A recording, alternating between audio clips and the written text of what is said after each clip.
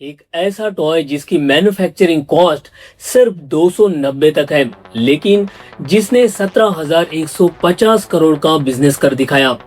सुनने में थोड़ा इम्पॉसिबल लगता है ना, क्योंकि अगर आप इसका कंपैरिजन इंडियन सिनेमा से करेंगे तो आंकड़े आपको हैरान कर देंगे। It's generating global attention in the form of a snaggletooth doll. It's sold out. Insufficient stock.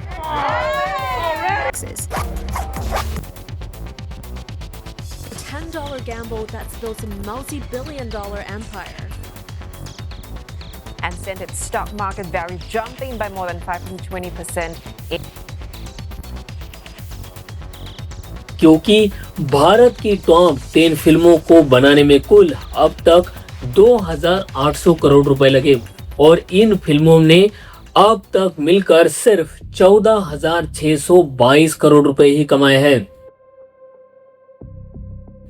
यानी 10 फिल्में मिलाकर जितना कमाया, लाबूबा की रिपीटेड सेल्स उससे भी करीब 2,528 करोड़ रुपए ज्यादा है।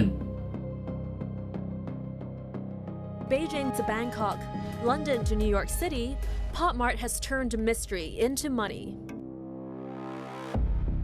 अब जरा रुक कर सोचिए, इन फिल्मों में करोड़ों रुपए का बजट लगा, सैकड़ों लोग काम करते हैं, बड़े बड़े सितारे होते हैं, करोड़ों रुपए की मार्केटिंग होती है और फिर जाकर करोड़ों की कमाई होती है। लेकिन लाबूबा की कहानी में असली खेल कुछ और ही है, क्योंकि जिस टॉय कंपनी को बनाने में फैक्ट्री को सिर्फ 290 से 660 के आसपास खर्च आता है, उसी के लिए लोग 960 से लेकर 2,870 तक और कई बार उससे भी कई गुना ज्यादा पैसे देने को तैयार हो जाते हैं।